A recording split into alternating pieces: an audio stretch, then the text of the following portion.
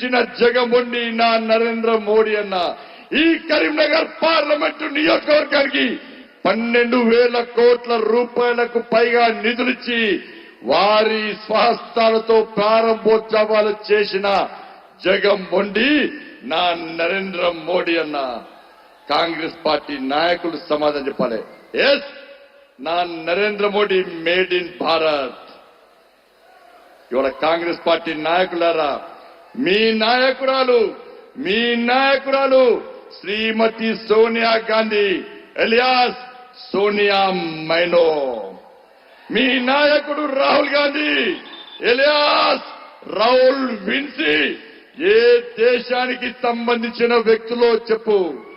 నా party Bharatiya Janata party ఈ దేశానికి సంబంధించిన పార్టీ. నీ పార్టీ కాంగ్రెస్ పార్టీ బ్రిటిష్ కు సంబంధించిన పార్టీ. నా నరేంద్ర మోడీ పక్కా లోకల్.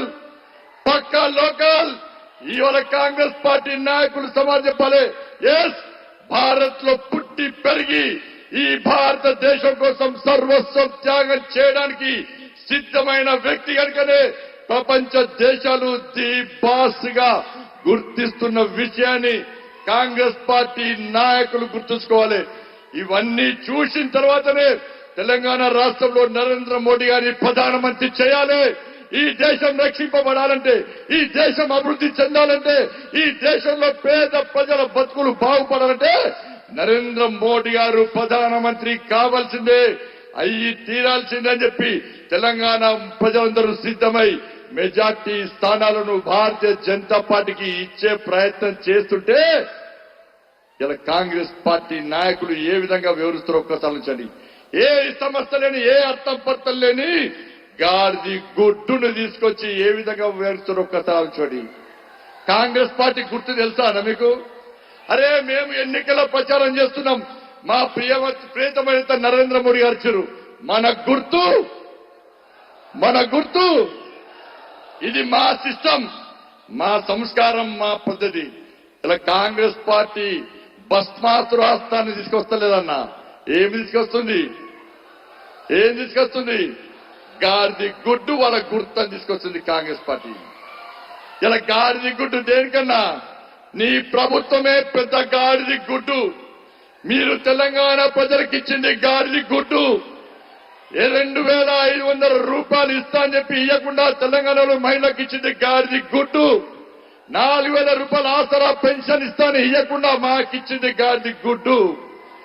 మహిళలకు తులం బంగారం ఇస్తాను ఇవ్వకుండా మోసం చేసి మాకిచ్చింది గాడిది గుడ్డు. 15,000 రూపాయలు కౌలు రైతులకు ఇస్తాను ఇవ్వకుండా మా చేతికిచ్చింది గాడిది గుడ్డు. 500 రూపాయల బోనస్ తో పాటు ఎలాంటి కటింగ్స్ లేకుండా పంట కొంటా అని చెప్పి మోసం చేసి మా చేతికిచ్చింది గాడిది గుడ్డు. రైతులకు రుణమాఫీ చేస్తా అని చెప్పి మోసం చేసి మా చేతికిచ్చింది గాడిది గుడ్డు.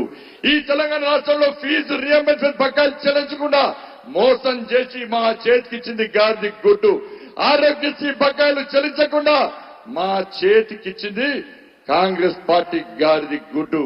అందుకే సోదరులారా, 6 గ్యారంటీల కోసం మీరందరూ కాంగ్రెస్ పార్టీ కోటేశారు.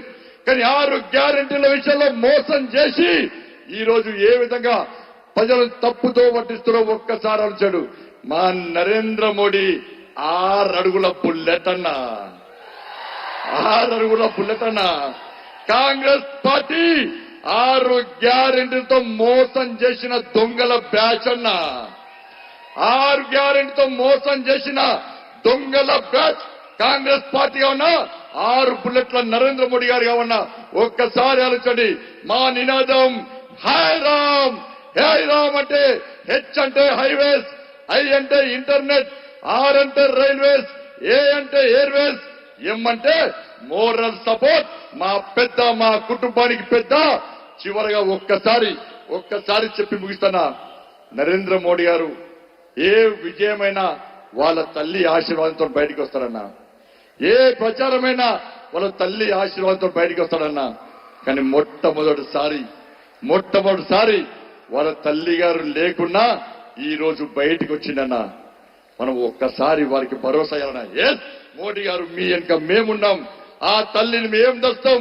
ఆ తల్లి రూపంలో మేమందరం మీ కుటుంబ సభ్యులం, మీ కండగా మేముంటామని చెప్పి ఒక్కసారి కరతాల ధ్వనితో మోడీ నినాదంతో ఒక్కసారి వారికి స్వాగతం పలకండి అన్న. జై మోడీ, జై మోడీ, జై మోడీ, భారత్ మాతా की जय.